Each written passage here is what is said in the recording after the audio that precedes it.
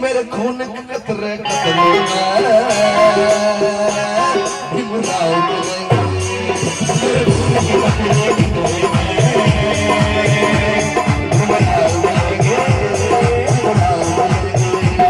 वो तो हम तो वो बीज है ना जो किसी बंजर धरती पर यूं ही फेंक दिए गए थे कि ये मर जाएंगे, मगर आप कल्पना करिए उस बीज में कितना अंकुर बनने और वृक्ष बनने की ताकत थी कि जो बीज यूं ही फेंक दिए गए वो एक दिन विशाल वृक्ष बन करके आज पूरे देश में जन आंदोलनों की आवाज बने हुए। काबिल नहीं थे हमको काबिल बनाया है, काबिल नहीं थे हमको काबिल बनाया है, गुलामी के जाल से हमको छुड़ाया है, गुलामी के जाल से हमको छुड़ाया है। कि जाति एक ऐसी व्यवस्था है जो इस देश की बीमारी की सबसे बुनियादी जड़ है, क्योंकि जाति के नाम पर जमीन मिलेगी कि नहीं ये तय हो गया, जाति के नाम पर नौकरी मिलेगी या नहीं तय हो गया, जाति के नाम पर शिक्षा मिलेगी या नहीं तय हो गया, जाति के नाम पर आपको सम्मान मिलेगा या नहीं ये भी तय हो गया। इसी से तो लड़ना था। और गुलामी के जाल से हमको छुड़ाया है, पद से पवित्र जीवन सजाया है, पद से पवित्र जीवन सजाया है, सदियों से सोया बहुजन हमने जगाया है, सदियों से सोया बहुजन हमने जगाया है। कुछ नमूने टाइप के राजनेता हैं जिनको कभी आप अपने स्कूल कॉलेज विश्वविद्यालय नौकरी महंगाई शिक्षा पर बोलते भाषण देते नहीं सुनेंगे, जहर उगलते रोज सुनेंगे।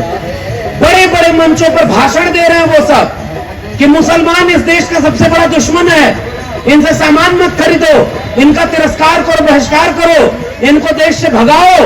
और इस देश का प्रधानमंत्री चुप होकर के अपनी 800 करोड़ वाले हवाई जहाज पर घूम रहा है। अरे भाई बोलो ना, आप इस देश के प्रधानमंत्री हो, आप बोलो कि आपके देश के नागरिकों के लिए कैसे सांप्रदायिकता फैलाई जा रही है। और मेरी जुबान पे भीम के ही पैगाम मिलेंगे, मेरी जुबान पे भीम के ही पैगाम मिलेंगे। फकीर ने बोला था देश नहीं बिकने दूंगा, पहले बैंक बेचा, फिर रेलवे बेचा, रेल की पटरी बेचा, रेल की जमीन बेचा, LIC बेच दिया, BSNL बेच दिया, हवाई चप्पल वाले को हवाई जहाज में उड़ाएंगे, हवाई जहाज बेच दिया, और उसके बाद नई शिक्षा नीति के नाम पर शिक्षा बेच दी, सब कुछ बेच दिया है। और उसका क्या है, उसने तो पहले ही कह दिया था हमारा क्या है, हम तो फकीर आदमी है जी, झोला लेके चल देंगे, हमारा और आपका क्या होगा। मेरे खून के कतरे कतरे में JP अम्बेडकर साहब, मेरे खून के कतरे कतरे में भीमराव मिलेंगे। और मेरी चिंता, मेरी जिम्मेदारी है कि इस देश के और उत्तर प्रदेश और मुरादाबाद के लोगों, गांव कस्बों के लोगों, माताओं बहनों और खास कर नौजवानों, एक बार आंख खोल के देखो, कुछ देश बेचने वालों ने हमारे और आपके घर के बच्चों के शिक्षा को बेच दिया है और कलम और किताब को गिरवे रख दिया है, फिर भी हम खामोश होकर चुपचाप सुन रहे हैं।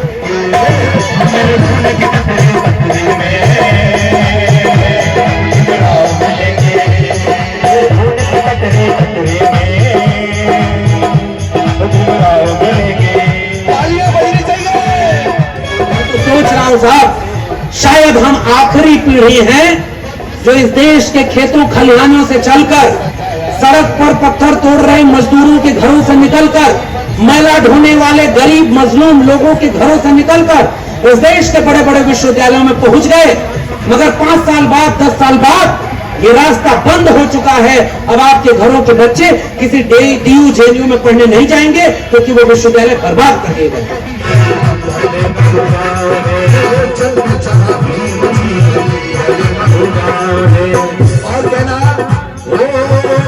छावनी की मिट्टी माथे लगाता हूँ, बहु छावनी की मिट्टी माथे लगाता हूँ, बहुजन मसीहा का मैं गुणगान गाता हूँ, बहुजन मसीहा का मैं गुणगान गाता हूँ। मथवा मुड़ाए जोगी कपड़ों रंगैले और गीता बाँच जोगी हो गए लबरा और मन न रंगाए रंगाए जोगी कपड़ा।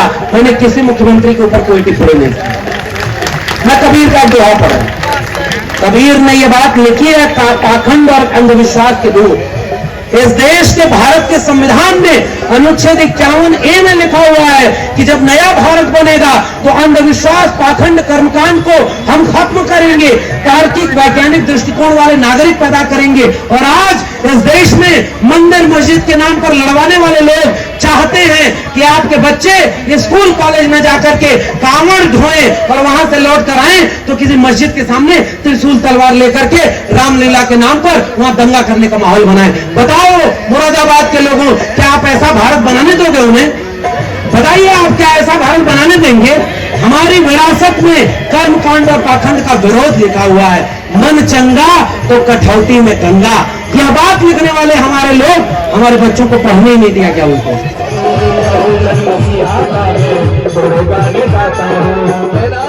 मक्का मदीना नागी चारों धाम मिलेंगे, अरे मक्का मदीना नागी चारों धाम मिलेंगे, हमारे खून के कतरे कतरे में।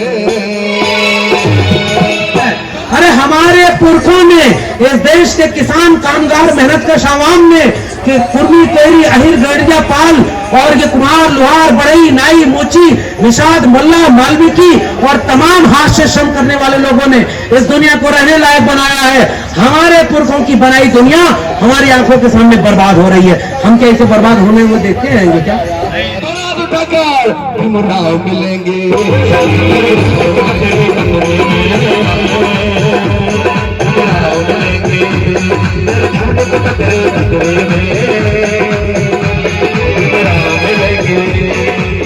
हम मेहनत कश जग वालों से जब अपना हिस्सा मांगेंगे, एक खेत नहीं, एक गांव नहीं, हम सारी दुनिया मांगेंगे। ये हमारी लड़ाई है।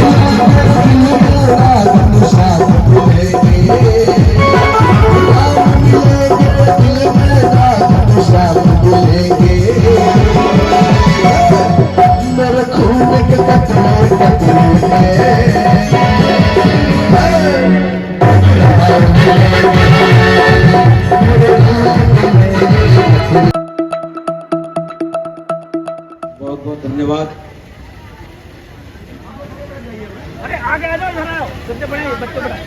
मुरादाबाद के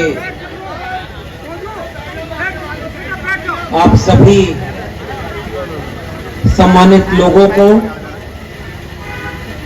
मेरा क्रांतिकारी जय भीम, जय मंडल, जय संविधान है, इनकलाब जिंदाबाद है। आज का दिन भारत के इतिहास का बहुत बड़ा दिन है और आज मुरादाबाद के इस बुद्ध विहार और अंबेडकर पार्क में आप सब जिस दिन की अहमियत को समझते हुए इकट्ठे हुए हैं और आज आपने हमें यहां आमंत्रित किया है, तो सबसे पहले मैं आयोजन समिति का आभार व्यक्त करता हूं कि मुझे उन्होंने मौका दिया आप सबसे मिलने का और आपका सम्मान, आपकी हौसला अफजाई हमारे जैसे लोगों के लिए हिम्मत का काम करती है कि जब हम लौट करके आप लोगों से मिल करके जाते हैं तो लड़ने की हिम्मत और बढ़ जाती है और ताकत से लड़ते हैं कि चलो हमारे साथ, हमारे पीछे एक इतना बड़ा समूह हमारी वैचारिक विरासत बन करके खड़ा है। इसलिए आप सभी को मेरा सलाम है, बहुत बहुत धन्यवाद है। आज 14 अक्टूबर के दिन बाबा साहब ने एक वैचारिक और सांस्कृतिक क्रांति को स्थापित किया था और आज के दिन बाबा साहब डॉक्टर अंबेडकर ने अपना वह वादा पूरा किया जो उन्होंने पूना पैक्ट के बाद तय कर लिया था। 1935-36 तक जाते जाते बाबा साहब को समझ में आ गया कि जिस धर्म की आड़ में या जिस धर्म के खांचे में इस देश के कमजोर, वंचित, शोषित लोगों को रखा गया है, उस धर्म में अब कोई सुधार होने की गुंजाइश नहीं है। बहुत कोशिश की थी डॉक्टर अंबेडकर ने, बहुत कोशिश की थी इस बात की कि पहले इस धर्म में थोड़ा सुधार हो जाए। अब आप कल्पना करिए, धर्म तो दुनिया भर में है ना, दुनिया के बाकी धर्म क्या इंसान में इस कदर फर्क और विषमता बनाए हुए हैं क्या कि पैदा करने वाले को एक मानते हैं, लेकिन उसके पैदा करने से ही बांट दिया। मैं तो कई बार सोचता हूं, दुनिया भर में इंसान एक ही वैज्ञानिक तरीके से पैदा होते हैं। इस देश में किताबों में लिखा है कि कुछ लोग मुख से पैदा हुए, कुछ भुजाओं से पैदा हुए, कुछ जंघे से पैदा हुए। ये तो विरोधाभास है भाई। अगर ऐसा है तो दुनिया के बाकी देशों में ऐसा क्यों नहीं है? दुनिया के और किसी देश की किताब में यह बात नहीं लिखी हुई है। अब अजीब हाल है, जब ये सब धर्म के नाम पर हुआ और उस धर्म के नाम पर बंटवारा कर दिया गया और थोपा गया कि कुछ लोग पैर से पैदा हुए। और पैर से पैदा होने का मतलब क्या था? पैर से पैदा होने का मतलब है पैर के लोग पैर में ही रहें, सेवा करें, जीवन भर गुलाम रहें, और जो लोग बड़े हैं उन सब की सेवा करें। मुझे याद आ रहा है, डॉक्टर बाबा साहब अंबेडकर ने अपने जीवन में 3 गुरु बनाए। पहले गुरु जिनको हम याद करते हैं तथागत बुद्ध, वैचारिक गुरु थे। गुरु का मतलब ये नहीं कि उनसे वो मिले हुए थे, उनके सामने थे, नहीं, विचारों के गुरु थे। दूसरा गुरु डॉक्टर अंबेडकर ने बनाया संत कबीर को, और तीसरा गुरु बनाया महात्मा ज्योतिराव गोविंदराव फूले को।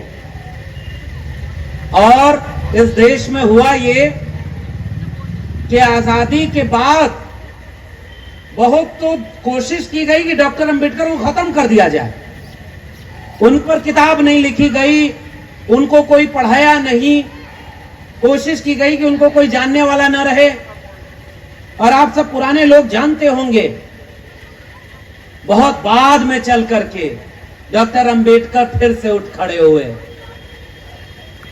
हम तो वो बीज है ना जो किसी बंजर धरती पर यूं ही फेंक दिए गए थे कि ये मर जाएंगे, मगर आप कल्पना करिए उस बीज में कितना अंकुर बनने और वृक्ष बनने की ताकत थी कि जो बीज यूं ही फेंक दिए गए वो एक दिन विशाल वृक्ष बन करके आज पूरे देश में जन आंदोलनों की आवाज बने हुए।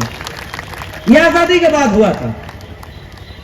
और 1980 में जाकर के डॉक्टर अंबेडकर का समग्र प्रकाशन प्रकाशित हुआ। जो उन्होंने लिखा, जो उन्होंने बोला, उसकी पूरी किताब 1980 में आकर के प्रकाशित हुई।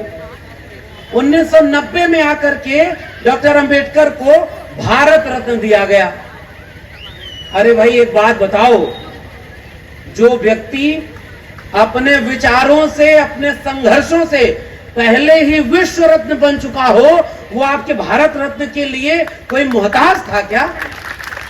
ये एक बड़ी दिलचस्प बात है। मैं तो समझता हूं कि आपका वह सम्मान सम्मानित होता है जब आप ऐसे लोगों को वो भारत रत्न का सम्मान देते हैं, उनका सम्मान सम्मानित होता है। और तब मैं एक भारत का नक्शा अपने सामने आंखों के देख पाता हूं। उस भारत के नक्शे में बहुत कोशिश की गई कि आजादी के बाद डॉक्टर अंबेडकर को खत्म कर दिया जाए, लेकिन धीरे धीरे डॉक्टर अंबेडकर की किताबें, धीरे धीरे डॉक्टर अंबेडकर के विचार, संघर्ष और ये तमाम चीजें भारत के लोगों को ताकत देने के लिए सामने आने लगी।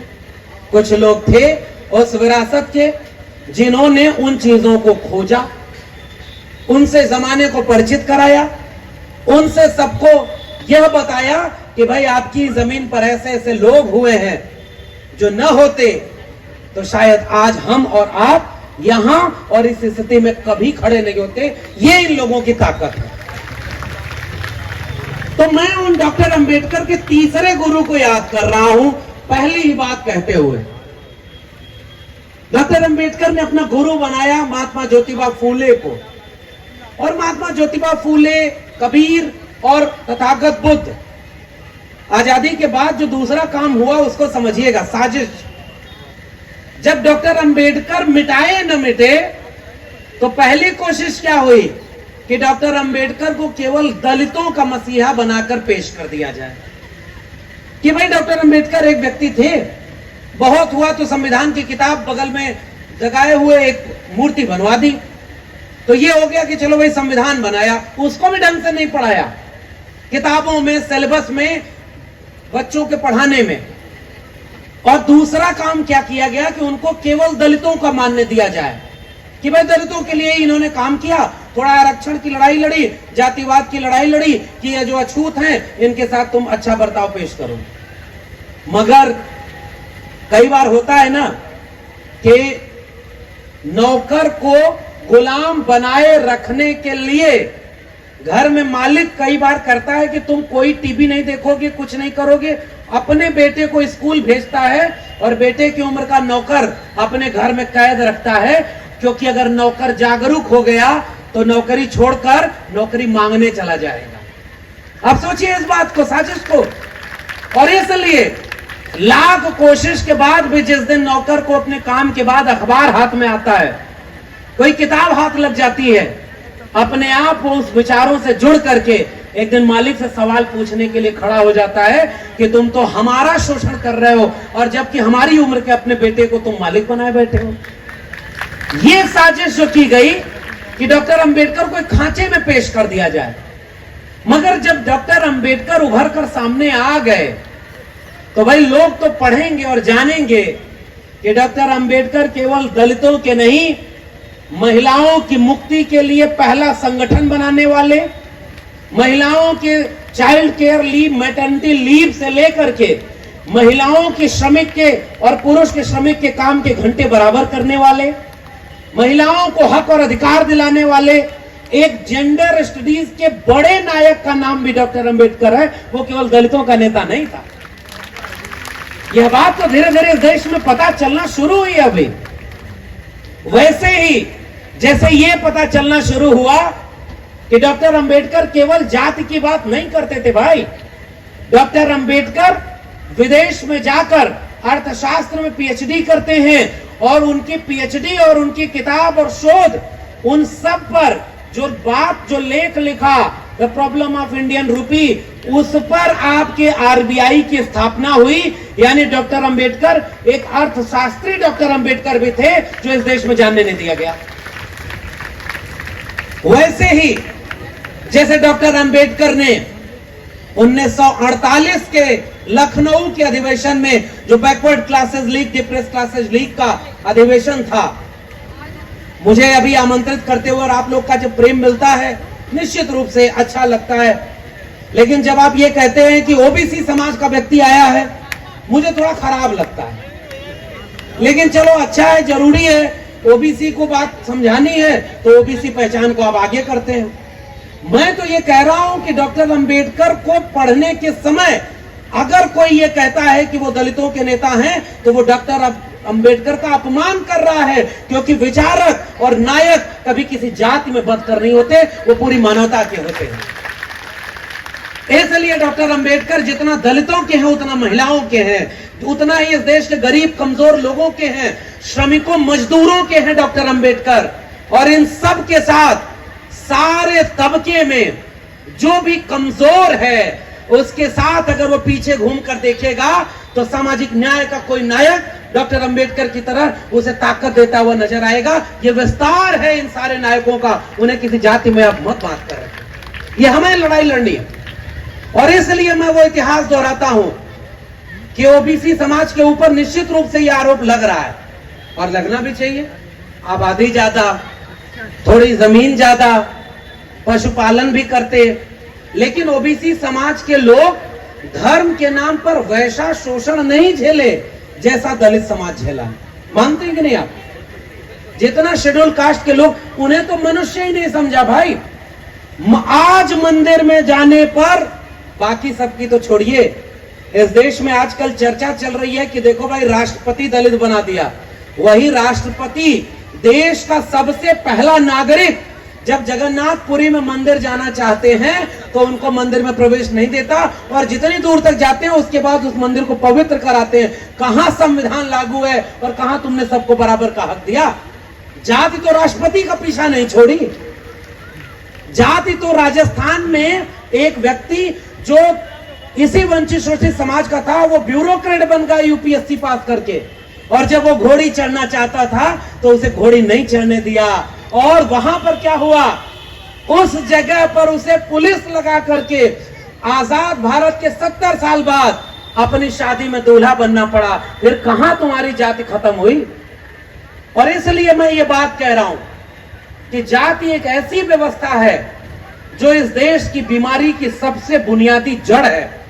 क्योंकि जाति के नाम पर जमीन मिलेगी कि नहीं ये तय हो गया, जाति के नाम पर नौकरी मिलेगी या नहीं तय हो गया, जाति के नाम पर शिक्षा मिलेगी या नहीं तय हो गया, जाति के नाम पर आपको सम्मान मिलेगा या नहीं ये भी तय हो गया। इसी से तो लड़ना था। और इसलिए मैं याद कर रहा हूं अपना इतिहास। डॉक्टर अंबेडकर ने जिन्हें अपना गुरु बनाया ना, महात्मा ज्योतिराव गोविंदराव फूले, वो ओबीसी समाज के लोग थे और ओबीसी समाज के, माली समाज के बीच से आकर के उन्होंने ये कहा कि हमारे साथ अन्याय जाति के नाम पर हुआ है। और इसलिए महात्मा फूले ने एक किताब लिखी गुलामगिरी, और गुलामगिरी मुझे याद आ रही है 14 अक्टूबर का दिन डॉक्टर अंबेडकर ने हिंदू धर्म को छोड़ दिया। पता नहीं, देखिए आप लोग इतने ताकतवर हो गए हैं कि हिंदू राष्ट्र का दावा करने वाले, अखंड भारत बनाने वाले कुछ लोग, आप अपनी ताकत समझिए, इस पंडाल के आसपास नहीं भटक सकते, क्योंकि उन्हें पता है कि हिंदू राष्ट्र बनाने में सबसे बड़ी बाधा डॉक्टर अंबेडकर हैं। इसलिए उनकी हिम्मत नहीं है यहां आ जाए। यह आपकी ताकत है, अपनी ताकत को पहचानिए। और हम तो कह रहे हैं, आजकल दिल्ली में बड़ा बवाल हुआ, 22 प्रतिज्ञा ले ली गई, और कुछ जो हिंदू युवा वाहिनी, हिंदू हृदय सम्राट, कुछ नमूने टाइप के राजनेता हैं जिनको कभी आप अपने स्कूल, कॉलेज, विश्वविद्यालय, नौकरी, महंगाई, शिक्षा पर बोलते, भाषण देते नहीं सुनेंगे, जहर उगलते रोज सुनेंगे। बड़े बड़े मंचों पर भाषण दे रहे हैं वो सब कि मुसलमान इस देश का सबसे बड़ा दुश्मन है, इनसे सामान मत खरीदो, इनका तिरस्कार करो, बहिष्कार करो, इनको देश से भगाओ। और इस देश का प्रधानमंत्री चुप होकर के अपनी 800 करोड़ वाले हवाई जहाज पर घूम रहा है। अरे भाई बोलो ना, आप इस देश के प्रधानमंत्री हो, आप बोलो कि आपके देश के नागरिकों के लिए कैसे सांप्रदायिकता फैलाई जा रही है। और तब मुझे याद आ रहा है डॉक्टर अंबेडकर। डॉक्टर अंबेडकर ने एक किताब लिखी है, पाकिस्तान और द पार्टीशन ऑफ इंडिया, और उसमें डॉक्टर अंबेडकर लिखते हैं कि हिंदू राष्ट्र इस देश के लिए सबसे बड़ा अभिशाप होगा। हिंदू कुछ भी कह ले, मगर हिंदू धर्म स्वतंत्रता, समानता व बंधुता विरोधी है। हिंदू धर्म इसलिए लोकतंत्र से मेल नहीं खाता है, इसलिए किसी भी कीमत पर हिंदू राज को बनने से रोका जाना चाहिए। ये डॉक्टर अंबेडकर लिख करके गए। और मुझे लगता है कि एक विचार का नाम डॉक्टर अंबेडकर है। उसी विचार की एक परिणति आज के दिन हुई थी 1956 में, जब उन्होंने इस हिंदू धर्म को त्याग दिया था। मैं हिंदू घर में पैदा तो हुआ हूं, मगर मरूंगा नहीं। मैं ऐसे धर्म को त्यागता हूं जिसमें ग्रेडेड इनइक्वालिटी बनी। अंग्रेजी में लिखा उन्होंने, ग्रेडेड इनइक्वालिटी मतलब एक ऐसा घर बन गया जिसमें निचले पायदान वाले नीचे ही रहेंगे, उसके ऊपर वाले ऊपर ही रहेंगे, उसके ऊपर वाले उसके ऊपर रहेंगे, और सीढ़ी उसमें है ही नहीं। ऐसी जाति व्यवस्था बना दी गई। डॉक्टर अंबेडकर ने अपनी उस किताब में लिखा है, मैंने बहुत कोशिश की इस धर्म के लोगों को सुधारने की, मगर ये सुधरे नहीं। ये मंदिर में प्रवेश का आंदोलन जब डॉक्टर अंबेडकर शुरू करते हैं, उसके बाद उन्होंने बाकायदे घोषणा की कि मेरे समाज के लोगों से मेरी अपील है कि इन मंदिरों में जाना बंद कर दें। ये मंदिर न कभी आपके थे, न कभी आपके हैं और न कभी आपके होंगे, इसलिए मंदिर प्रवेश आंदोलन उन्होंने बंद कर दिया। और क्या कहा, उस वाक्य को मैं अपने हर जगह, देखिए हमें बुलाया है तो हम लोगों की एक जुड़ाव कलम और किताब से, दिल्ली विश्वविद्यालय में पढ़ाते हैं, हालांकि अभी ठेके पर पढ़ाते हैं, आप लोगों को पता नहीं होगा, बता दे रहा हूं। ठेके पर पढ़ाने का मतलब समझ रहे, ठेके पर प्रोफेसर आज हैं, कल नहीं होंगे। अग्निवीर आया था, सुने थे? अग्निवीर का मतलब क्या है? सेना में जो भर्ती होती थी, अब कितने साल के लिए होगी और उसके बाद रिटायर। हम लोग वैसे ही हैं। एक फकीर आया था 2014 में, भाषण दिया, सौगंध मुझे, वे बेच रहे हैं भारत को, मैं चैन से कैसे सो जाऊं, सौगंध मुझे इस मिट्टी की, मैं देश नहीं बिकने दूंगा। नारा लगा था ना। और क्या क्या वादा हुआ था। कभी कभी मैं सोचता हूं कि मैं दिल्ली से मुरादाबाद बुलेट ट्रेन पर चलकर आया हूं। क्या बुलेट ट्रेन चलती तो मैं उसमें बैठकर जल्दी आ गया होता, 15 लाख रुपया मेरे अकाउंट में आ गया होता, तो और आराम से बढ़िया गाड़ी रहती मेरे पास, अच्छे दिन आ गए होते, सरकारी नौकरी मेरे पास होती, सब कुछ होता, 2 करोड़ रोजगार होता। लेकिन हो क्या रहा है, धीरे धीरे रेल बेच दिया, बैंक बेच दिया। बेका कि नहीं बिका, आप लोग बताइए। सरकारी कर्मचारी ज्यादा लोग हैं यहाँ ना, सरकारी कर्मचारी ज्यादा लोग हैं। आप लोग पता करके देखिए, आपके सरकारी ऑफिस में नौकरी मिल रही है क्या? सब ठेके पे हो रहा है ना, सारी चीज बिक रही है ना। और मैं आपसे ये भी कहने आया हूं, फकीर ने बोला था देश नहीं बिकने दूंगा, पहले बैंक बेचा, फिर रेलवे बेचा, रेल की पटरी बेचा, रेल की जमीन बेचा, LIC बेच दिया, BSNL बेच दिया, पानी हवाई चप्पल वाले को हवाई जहाज में उड़ाएंगे, हवाई जहाज बेच दिया, और उसके बाद नई शिक्षा नीति के नाम पर शिक्षा बेच दी, सब कुछ बेच दिया है। और उसका क्या है, उसने तो पहले ही कह दिया था, हमारा क्या है, हम तो फकीर आदमी है जी, झोला लेके चल देंगे, हमारा और आपका क्या होगा। सवाल तो ये है ना। अब मुझे डॉक्टर अंबेडकर याद आते हैं, ऐसे माहौल में मैं उन्हें याद करना चाहता हूं। डॉक्टर अंबेडकर ने बॉम्बे लेजिस्लेटिव असेंबली में भाषण दिया था जब अंग्रेज राज था, और बॉम्बे लेजिस्लेटिव असेंबली में डॉक्टर अंबेडकर कह रहे हैं, आपकी आय का जितना पैसा है उसमें से सबसे ज्यादा पैसा शिक्षा पर खर्च होना चाहिए। स्कूल, कॉलेज, विश्वविद्यालय और शिक्षा राज्य का यानी सरकार की जिम्मेदारी होनी चाहिए। डॉक्टर अंबेडकर ने यह बात कही है कि बिना शिक्षा के कोई बदलाव नहीं आ सकता। और आज मैंने क्यों कहा कि मैं ठेके पर प्रोफेसर हूं, क्योंकि अब पूरी शिक्षा को उन्हीं दोस्तों के हाथों में बेच दिया है जिसको पूरा देश बेचते बेचते इस समय दुनिया का दूसरा सबसे अमीर आदमी बना दिया, और इस देश के लोग बर्बाद हो गए। ये सच्चाई है कि नहीं? इसलिए मैं आपसे एक गुजारिश करने आया हूं।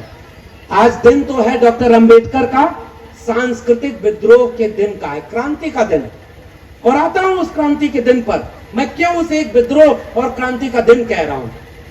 लेकिन पहली गुजारिश और मेरी चिंता, मेरी जिम्मेदारी है कि इस देश के और उत्तर प्रदेश और मुरादाबाद के लोगों, गांव कस्बों के लोगों, माताओं, बहनों और खास कर नौजवानों, एक बार आंख खोल के देखो, कुछ देश बेचने वालों ने हमारे और आपके घर के बच्चों के शिक्षा को बेच दिया है और कलम और किताब को गिरवे रख दिया है, फिर भी हम खामोश होकर चुपचाप सुन रहे हैं। सबसे बड़ा खतरा इस समय शिक्षा के बेचने का है। डॉक्टर अंबेडकर ने कहा था कि मंदिर जाने वाली ये भीड़ जिस दिन देवालय से चलकर स्कूल, कॉलेज और विश्वविद्यालय जाने लगेगी, उस दिन इस भारत को दुनिया का सबसे ताकतवर देश बनने से कोई रोके। ये डॉक्टर अंबेडकर के सपनों का भारत है, और आज आपके सपनों का भारत आपके सामने नेस्तनाबूद कर दिया गया। हाथ उठाकर बताइए, आपके मुरादाबाद के कितने सरकारी स्कूल ऐसे हैं जिसमें आप अपने बच्चों को पढ़ाना चाहेंगे? कोई है क्या? एक भी सरकारी स्कूल ऐसा है जिसमें आप अपने बच्चों को पढ़ाना चाहेंगे? जिसके जेब में पैसा नहीं है ना, उसी गरीब, कमजोर, मजलूम का बच्चा सरकारी स्कूल में पढ़ने जा रहा है। जिसके जेब में पैसा है वो चाहता है कि अगर थोड़ा भी पैसा हो तो किसी अच्छे कॉन्वेंट स्कूल में पढ़ाएं। और अभी मैं मंच पे बैठा था, कुछ लोग कह रहे थे कि हमारी बिटिया जेएनयू में है, हमारा बेटा डीयू में है।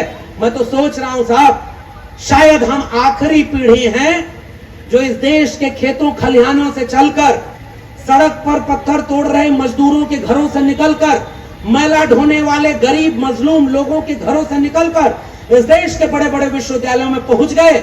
मगर 5 साल बाद, 10 साल बाद ये रास्ता बंद हो चुका है। अब आपके घरों के बच्चे किसी डीयू जेएनयू में पढ़ने नहीं जाएंगे क्योंकि वो विश्वविद्यालय बर्बाद कर दिए गए। और ये अंबेडकर के सपनों का भारत नहीं है।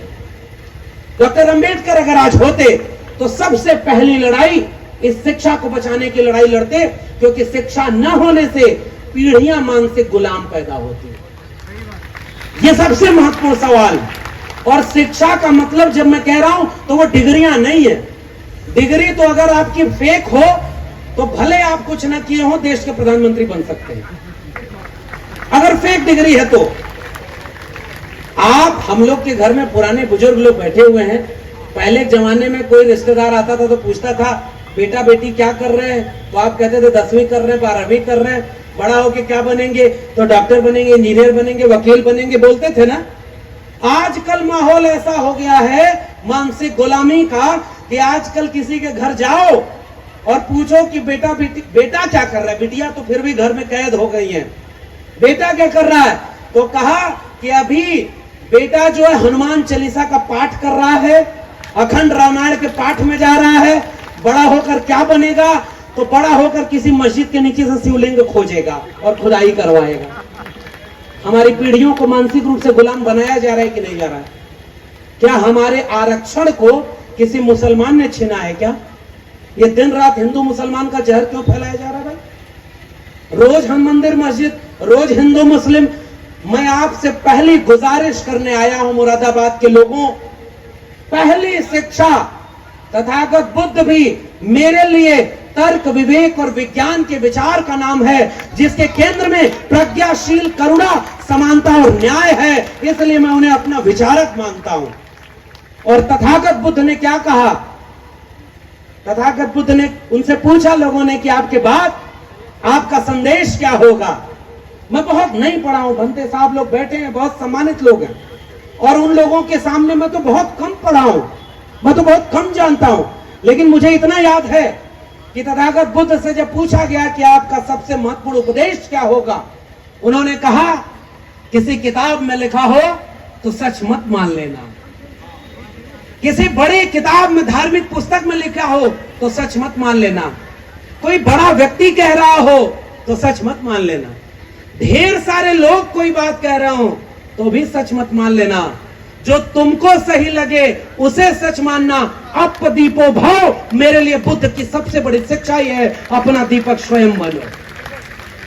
और इसलिए मैं बुद्ध को याद करता हूं कि वो कहते हैं कि तर्क करो, वैज्ञानिक दृष्टिकोण अपनाओ। और इसलिए डॉक्टर अंबेडकर ने आज के दिन एक सांस्कृतिक सामाजिक विद्रोह करते हुए हिंदू धर्म छोड़ करके बुद्धिस्ट होने को अपनाया था, इसलिए हम आज उन्हें याद कर रहे हैं।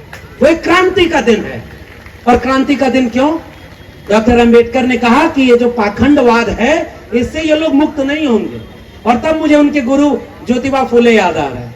ज्योतिबा फुले कहते हैं अपनी किताब गुलामगिरी में, 2-3 किस्सा सुनाता हूं। सबसे पहले, पुरुषों से ज्यादा तादाद में महिलाएं आई हैं। मैं तो कई बार सोचता हूं ज्योतिबा फुले, शायद ज्योतिबा फुले बन ही न पाते अगर उन्हें सावित्रीबाई फुले का साथ न मिला होता। इसलिए महिलाओं के बिना कोई भी सामाजिक क्रांति अधूरी है। और मैं याद कर रहा हूं, एक नाटक लिखा है महात्मा ज्योतिराव फुले ने, तृतीय रत्न, घर जाकर पढ़ाइएगा। अब आते हैं पाखंडवाद पर, क्यों छोड़ा डॉक्टर अंबेडकर ने ये हिंदू धर्म? डॉक्टर अंबेडकर के गुरु लिखते हैं तृतीय रत्न नाटक में, वो एक आदमी बड़ा गरीब था, और गरीब होने के बाद वो कहां जाता है भाई? पंडित के पास गया कि पंडित को दिखाते हैं। वो पोथी पत्रा लेकर गया, कहा कि बड़ी परेशानी है मुझे जीवन में, कोरोना में नौकरी चली गई, घर में कोई आय का स्रोत नहीं है, पत्नी बीमार रहती है, बच्चे का पढ़ने में मन नहीं लग रहा। ऐसे जाते हैं ना हम लोग के घरों में। आप लोग तो खैर जागरूक लोग हो, मेरी ये बात जहां तक जाएगी मैं उन सबको सुना रहा हूं, इसलिए अपने दिल पर मत लीजिएगा। तो वो आदमी गया तो पंडित ने उसका पत्रा देखा और पतरा दे के कहा कि तुम्हारा शनि ठीक नहीं है, शनि ग्रह तुम्हारा गड़बड़ जगह पर है, इसलिए शनि तुम्हारा नुकसान कर रहा है। तो उस आदमी ने कहा अच्छा क्या करना होगा? तो कहा एक हवन कराना होगा, मैं शनि को ठीक जगह पर ले आऊंगा, फिर तुम्हारे जीवन का सारा कष्ट दूर हो जाएगा। तो वो आदमी बोला कि अच्छा कितना खर्चा आएगा? तो कहा कि 10,000 रुपए खर्चा आएगा। वो आदमी बोला कि साहब इतना पैसा तो है नहीं, गरीब आदमी हूँ, किसी तरह गुजारा होता है, मेरे पास इतने पैसे तो है नहीं कि हवन कराऊं। तो वो आदमी कहा चलो त्योहारों की सेल लगा देता हूँ, 50% डिस्काउंट, तुम 5,000 देना, तुम्हारे लिए हवन करा दूंगा। उस आदमी ने कहा कि नहीं साहब 5,000 रुपए भी नहीं है। फिर उसके बाद उन्होंने कहा कि अच्छा ऐसा करो 1,000 रुपए दे दो, 1 महीने के लिए मंत्र दे देता हूँ और शनि ठीक जगह हो जाएगा, फिर जब पैसा हो जाए तो बड़ी वाली हवन करा लेना। वो आदमी खड़ा हुआ, कहा नहीं साहब बिल्कुल नहीं है। तो कहा अच्छा मुझे 100 रुपए दे दो, मैं एक जंतर दे दूंगा, रटते रहना और जब पैसा हो तब तुम हवन करा लेना। वो आदमी खड़ा हुआ और जेब निकाल कर दिखाया कि साहब मेरी जेब में 1 फूटी कौड़ी नहीं है। तो वो ब्राह्मण नाराज होकर खड़ा होकर बोला कि जब तेरी जेब में 1 फूटी कौड़ी नहीं है तो जा बेटा, शनि तेरा कुछ नहीं बिगाड़ सकता। और ये किसने लिखा? महात्मा ज्योतिबा फुले ने। किसमें लिखा? तृतीय रत्न नाटक में। मैं थोड़ा उसको बदल करके नई भाषा में पेश कर रहा हूं, क्योंकि पाखंडवाद ने आपको मानसिक गुलाम बना रखा।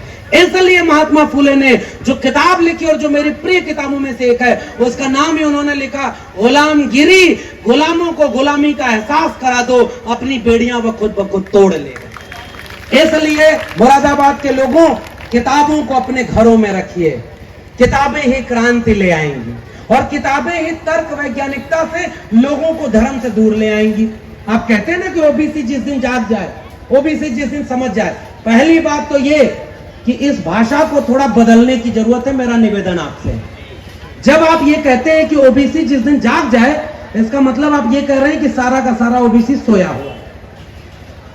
आप इसको बदलिए।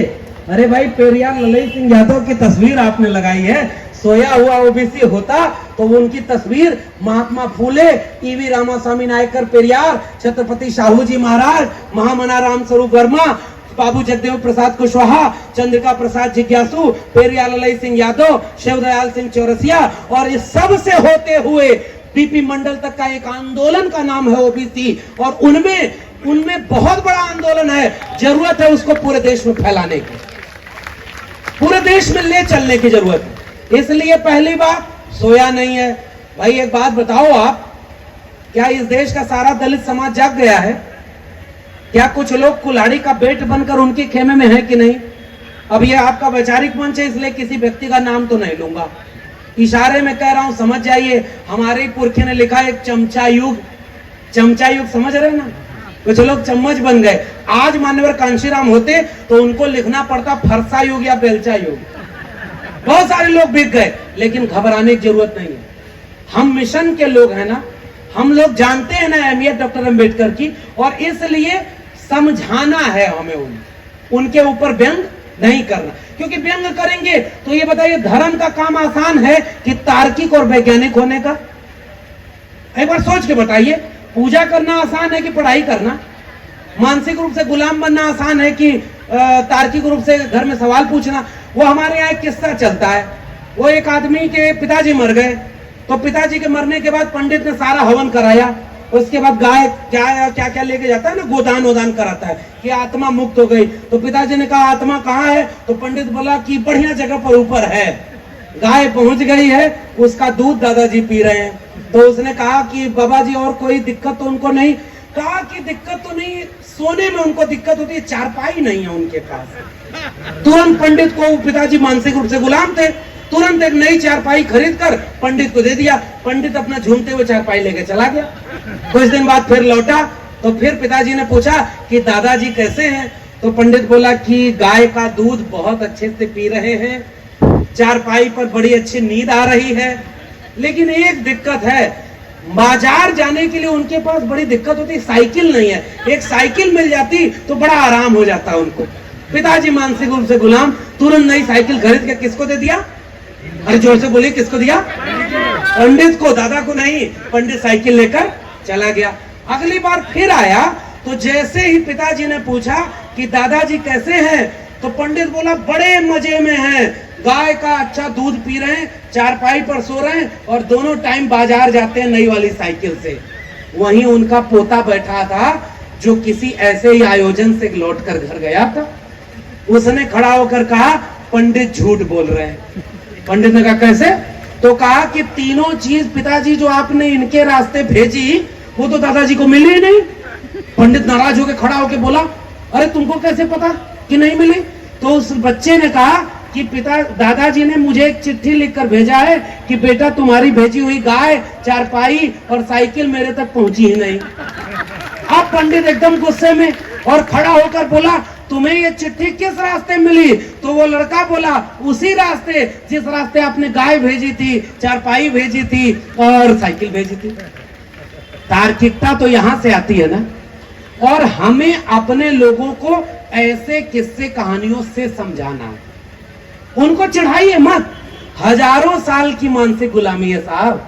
और आप चाहते हैं बटन दबे और तुरंत क्रांति हो जाए? नहीं, क्रांति होना होता तो महात्मा ज्योतिबा फुले को घर से निकाला न गया होता। क्रांति होनी होती तो बाबा साहब को सारी डिग्री लेने के बाद जब वहां बड़ौदा में रहने को घर नहीं मिला और उसके बाद उन्होंने इतनी मेहनत की, बाबा साहब के समय क्रांति हो गई होती।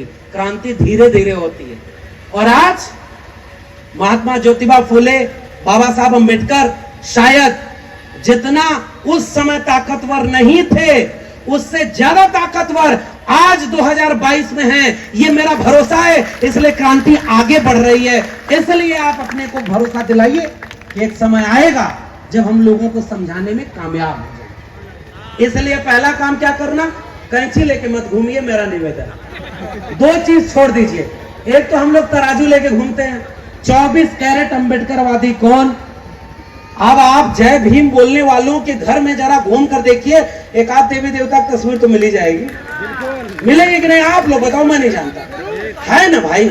हमारा एक दोस्त था, इलाहाबाद यूनिवर्सिटी में हम लोग साइकिल से पढ़ने जाते थे तो जितना छोटा छोटा मंदिर मिलता था सबके सामने झुक करके ऐसे ऐसे प्रणाम करता था। एक जगह जल्दी में हड़बड़ी में प्रणाम किया और वहां जय भीम जय जय ये सब बोला। मैंने कहा अरे भाई देख ले ध्यान से, ये मंदिर नहीं ट्रांसफार्मर है। अचानक वो कहा अरे भाई गलती हो गई। धर्म तो देखो आपको मानसिक गुलाम बना। इसलिए चढ़ाइए मत, अपने लोगों को धीरे धीरे समझाना। पहली कोशिश मुरादाबाद के लोगों, हमें हमारी वैचारिक जड़ों से काटा जा रहा है। एक काम करिए, घर घर किताबें पहुंचाइए, विचारों की किताबें। तथागत बुद्ध को पूजिए मत। मैं तो अभी भी एक आलोचना करूंगा आपकी, कहीं ऐसा तो नहीं हो रहा कि ब्राह्मणवाद का विरोध करते करते हमने केवल ब्राह्मण को रिप्लेस कर दिया हो और किसी नए किस्म के पुजारी को वहां बैठा दिया हो। मेरी आलोचना है आपके सामने।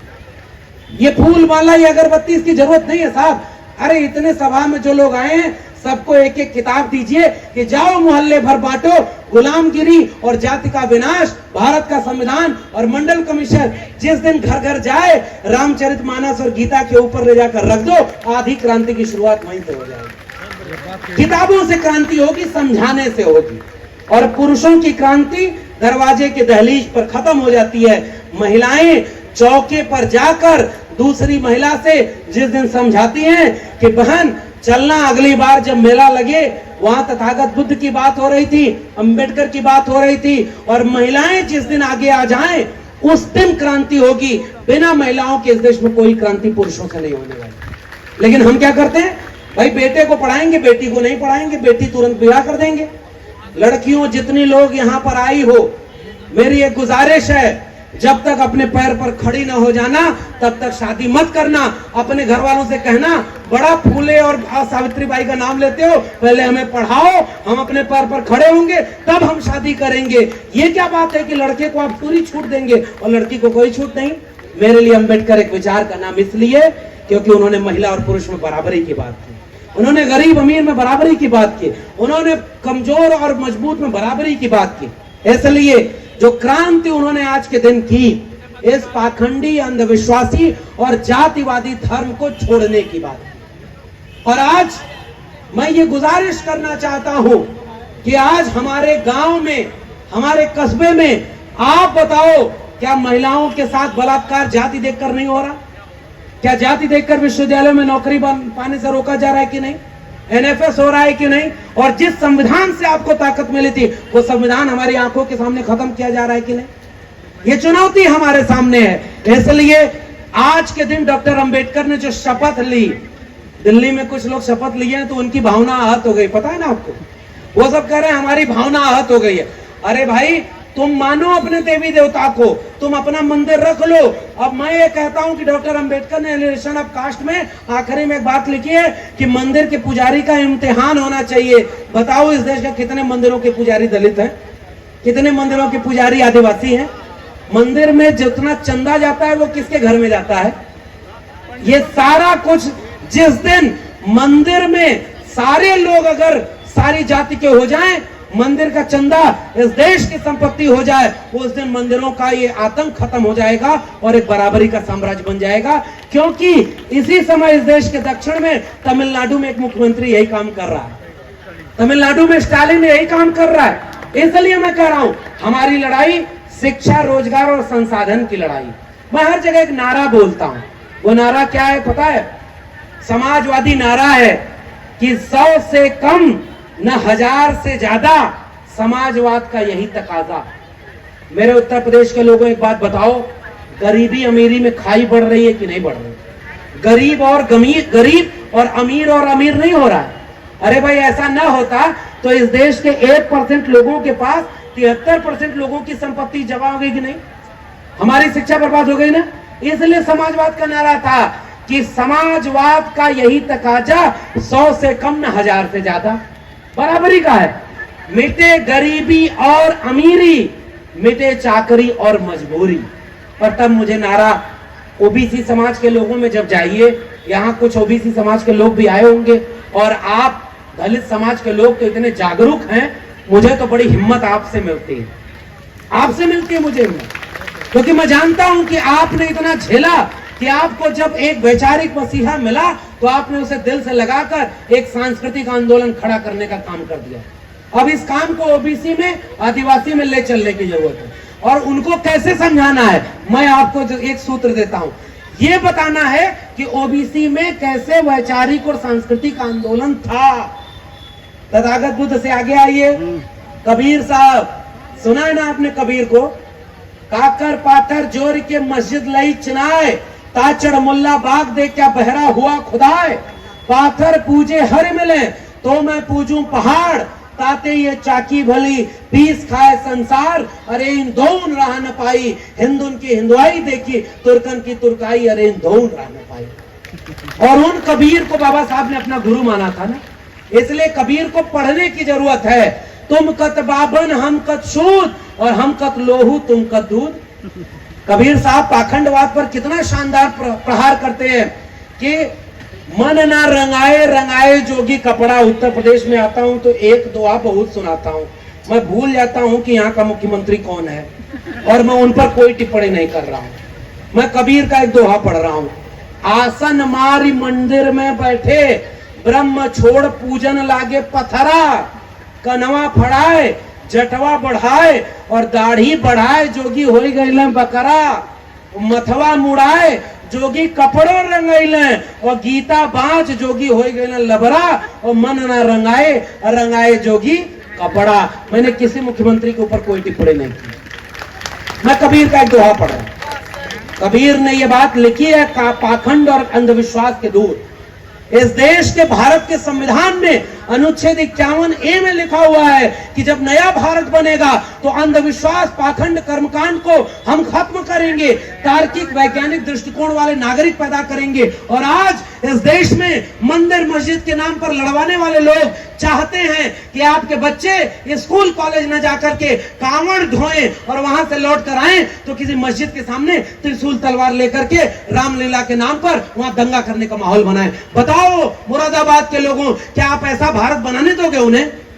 बताइए, आप क्या ऐसा भारत बनाने देंगे? हमारी विरासत में कर्मकांड और पाखंड का विरोध लिखा हुआ है। मन चंगा तो कठौती में गंगा। यह बात लिखने वाले हमारे लोग हमारे बच्चों को पढ़ने ही नहीं दिया गया। उनको जस केलन के पात में पात, तस मानुष के जात के, जात जात में जात, रविदास मानुष न जुड़े जब तक जात न जात। इस देश को अगर वाकई विश्व गुरु बनाना है तो सबसे पहला काम करना होगा, जाति को खत्म करो, जमात की तरफ बढ़ो, वंचित शोषित लोगों को एक करो, तब जाकर ये देश आगे बढ़ेगा। और इसलिए मैं अपनी पूरी विरासत को आज बाबा साहब और बुद्धा के बहाने याद कर रहा हूं। क्या लिखा था हमारे पुरखे ने कि ऐसा चाहूं राज में जहां मिले सबन को अन्न और छोट बड़ो सब सम विषय, रविदास रहे प्रसन्न। हमारे पुरखों ने मंदिर मस्जिद की लड़ाई नहीं लड़ी, हमारे पुरखों ने कलम किताब न्याय समता और मानवता की लड़ाई लड़ी है। अपनी विरासत को, अपनी जड़ों को घर घर पहुंचाने की जरूरत है, वरना हम अपने नई पीढ़ी को भुला देंगे कि हम किस रास्ते यहां तक चले। और इसलिए मैं कह रहा हूं, तमाम कबीर, रैदास, पलटू दादू, भीखा, बुल्ले शाह, बाबा फरीद, तमाम गुरु नानक से लेकर के एक लंबी विरासत नारायण गुरु पसवन्ना चोखा मेला तक आती है। और उसके बाद आते हैं दक्षिण भारत के ईवी रामास्वामी नायकर पेरियार, और पेरियार चरवाहा जाति के, ओबीसी जाति के आते हैं। ओबीसी घरों में केवल ये बताइए कि तुम्हारे नायक ये हैं, करत करत अभ्यास ते जड़मती होत सुजान, और रसरी आवत जात ते सिल पर पड़त निशान। इसी को अपनाना है, समझाना है। एक दिन ओबीसी भी जान जाएगा कि हिंदू बना करके हमको धोखा दिया गया, हमें तो जाति के नाम पर तिरस्कृत किया गया है। हमें समझाना है प्रेम से, और इसलिए पेरियार की किताबों को ले जाना है। पेरियार ने क्या कहा? ईश्वर नहीं है। तथागत बुद्ध ने क्या कहा? ईश्वर, आत्मा भी नहीं मानते थे। और इसलिए मेरे लिए बौद्ध धर्म कोई धर्म नहीं है। और भंते साहब लोग बैठे हुए, बौद्ध धर्म तो धम्म है। धम्म का अर्थ है आचरण, धम्म का अर्थ है विचार, और दर्शन है जो हम जीते हैं। इसलिए मुझे लगता है कि कभी कभी मैं थोड़ा न्याय, समता, बंधुता अगर अपने भीतर पाता हूं तो मुझे लगता है कि मेरे भीतर किसी कोने में थोड़ा सा बुद्ध का अंश है, थोड़ा पेरियार का अंश है, फूले का अंश है, अंबेडकर का है। अभी इसे और आगे बढ़ाना है। और इसलिए तर्क और विज्ञान की बात करिए। और हमारे यहाँ एक आदमी, मैं बता रहा हूं कैसे किस्सों के जरिए हम लोगों को समझा सकते हैं। और एक आदमी गांव में आकर के पंडित जी को बोला, और पंडित यहाँ किसी जात को नहीं कर रहा हूं, जितने लोग मानसिक रूप से गुलाम, कर्मकांड, पाखंडी हैं, वो सारे के सारे उसी कैटेगरी में। मैं ये कहता हूं हमारी लड़ाई विचारों की है, और हमारे लोग भी जब हमारे विचार के नहीं होते तो हम क्या उनके साथ जाते हैं? क्या नहीं जाते ना। तो वो गांव के लोग चले गए और उन्होंने कहा, पंडित जी ये गांव के बच्चों ने गधा मार दिया है। वो पंडित नाराज होकर बोला, अरे गधा मारना तो बहुत बड़ा पाप है, वेदों में लिखा है, इससे तो 22 प्रकार के नरक हैं, इसमें तुम्हें काटा जाएगा, डीप फ्राई किया जाएगा, और कहीं कटिंग होगी, कहीं सड़ाया जाएगा, कहीं पिघलाया जाएगा। और सारे गांव वाले डर गए। तो गांव वालों ने पूछा कि अरे मालिक, इससे बचने का क्या रास्ता है? तो कहा तुमको हवन कराना होगा, 25 गांव के ब्राह्मणों को बुलाओ, सबको खिलाओ। कितना खर्चा होगा? कई लाखों रुपया खर्च होगा, वरना तो अनर्थ हो जाएगा। तब तक गांव का एक आदमी पंडित जी के कान में जाकर बोला कि पंडित जी, वो जो 4 बच्चे गधा मारे थे उनमें एक आपका बेटा संतोष भी था। और जैसे ही ये बात पता चली, पंडित जी शांत होकर बैठे और कहे, मैं भोजपुरी में ये बात कह रहा हूं, 2-4 लइकन में एक संतोष, और गधा के मरले में कौनो ना दोष। समझ गए कि नहीं मुरादाबाद के लोगों? पाखंडवाद ने हमें मानसिक रूप से गुलाम बनाया।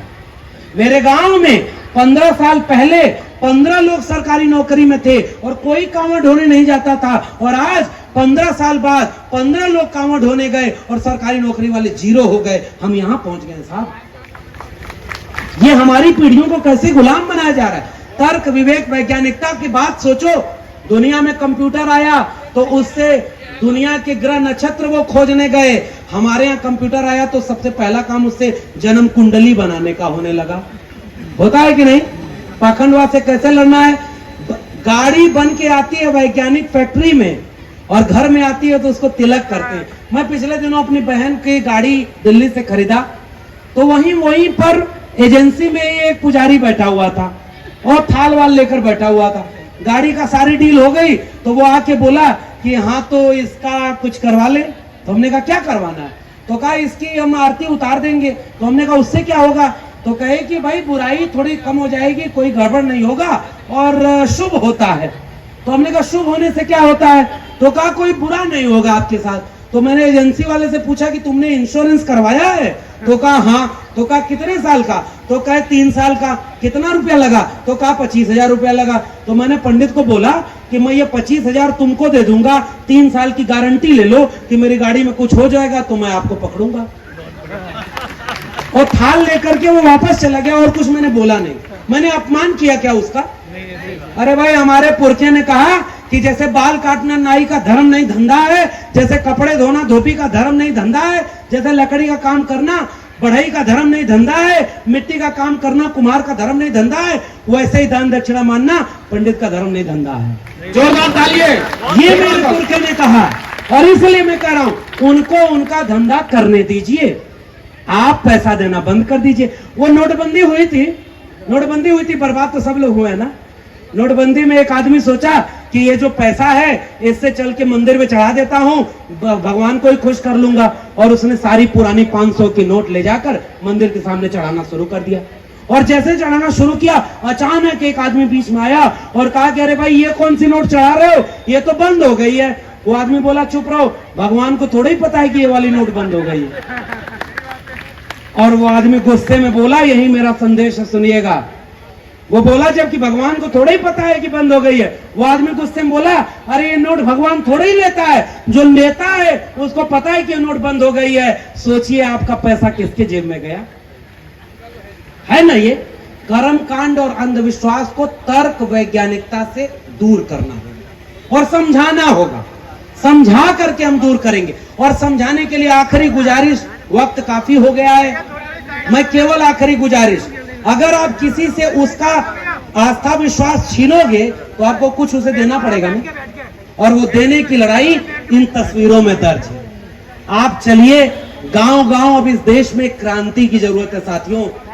इस देश का स्कूल कॉलेज विश्वविद्यालय बर्बाद हो गया अगर, इस देश की सरकारी जमीन, सरकारी नौकरी, सरकारी शिक्षा बर्बाद हो गई अगर, इस देश को अगर निजी पूंजीपतियों के हाथों में बेच दिया गया अगर, इस देश को धर्म के नाम पर अगर मीलों पीछे ले जाने में कामयाब हो गए वो लोग, तो माफ करिएगा, आने वाली पीढ़ियां हमसे एक सवाल करेंगी, आज तथागत बुद्ध होते तो कौन सी लड़ाई लड़ रहे होते?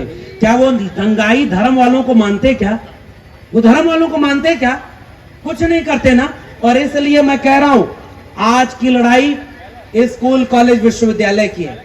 अब एक आखिरी सवाल पूछ रहा हूं, कल्पना करिए डॉक्टर अंबेडकर ने जब बौद्ध धर्म ग्रहण किया था, धम्म ग्रहण किया था, तो उन्होंने क्यों कहा था कि पूरे भारत को बुद्धमय बनाना है? क्योंकि बुद्ध एक विचार का नाम था। बुद्ध के विचार में समता व न्याय थी, बुद्ध के विचार में समान दर्शन था। लेकिन बुद्ध के साथ तो और कई विचार हैं, आजीवक है, चारवाक है, लोकायत है, तमाम तरह के विचार हैं। हम जिसे भी माने, हम कर्मकांड और अंधविश्वास को न माने, ये पहली गुजारिश। दूसरी गुजारिश, हमारे आसपास कुछ लोग आएंगे, वो आपको हिंदू बनाएंगे, और ओबीसी समाज के लोगों, मेरे नारे को याद रखना।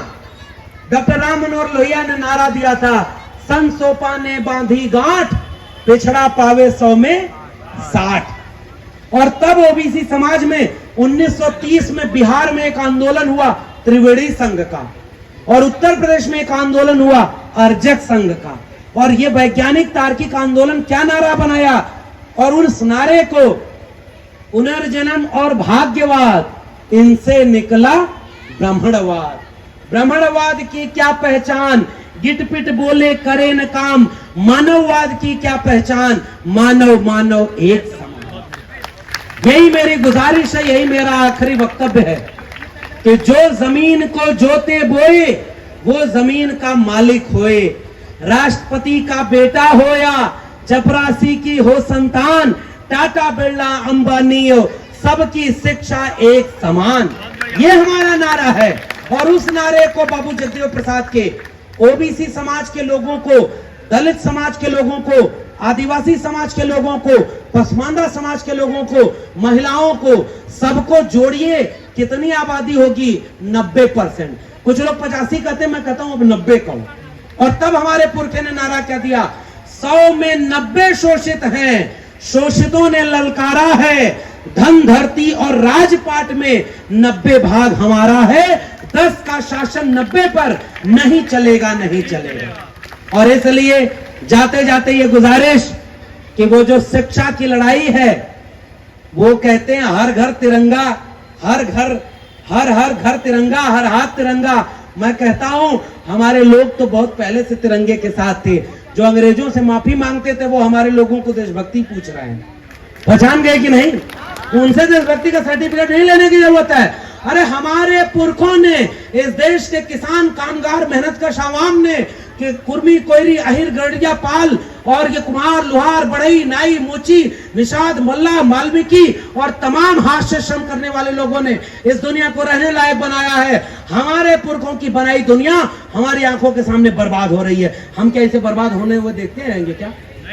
एक कविता सुनिए, हम मेहनत कश जग वालों से जब अपना हिस्सा मांगेंगे, एक खेत नहीं, एक गांव नहीं, हम सारी दुनिया मांगेंगे। ये हमारी लड़ाई है।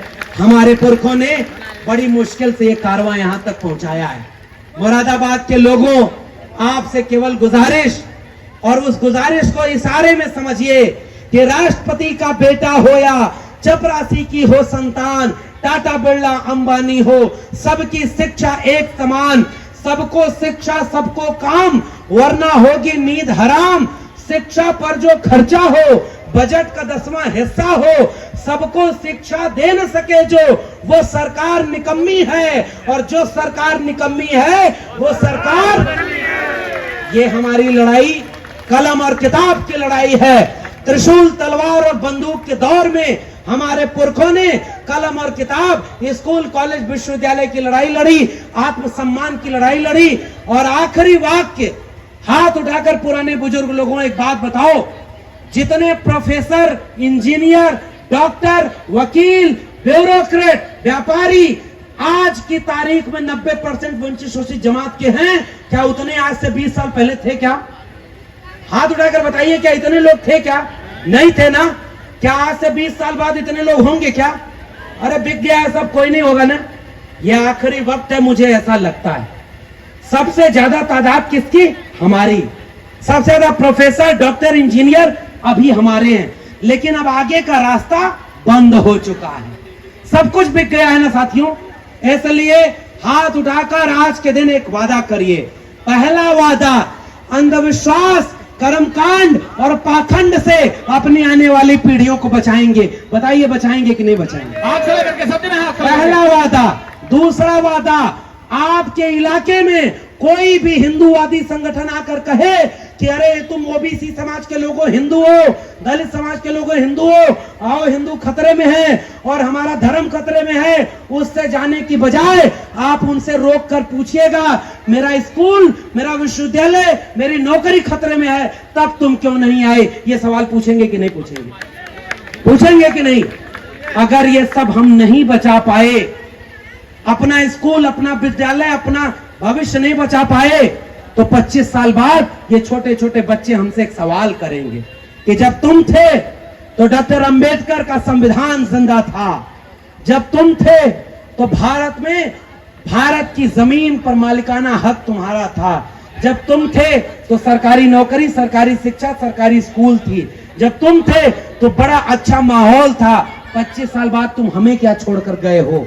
मैं आने वाली पीढ़ियों से आंख में आंख मिलाकर ये कहूंगा कि मैं अपनी जिम्मेदारी निभाना चाह रहा था। किसी बुलडोजर से, किसी जेल जाने से, किसी मुकदमे से बिना डरे बिरसा, फूले, अंबेडकर, पेरियार की बात लोगों के बीच में कर रहा था, लोगों से अपील कर रहा था कि आओ मेरे गांव के लोगों, अब एक क्रांति की जरूरत है। आप शासक वर्ग हो, आप गुलाम नहीं हो, आपको गुलाम बनाया गया है। इसलिए आज उनके सपनों का भारत अगर बनाना है तो हमें गांव गांव में एक वैचारिक क्रांति करनी होगी, तभी हम अंबेडकर के सपनों का भारत बना पाएंगे। आपने मुझे सुना, बहुत बहुत धन्यवाद।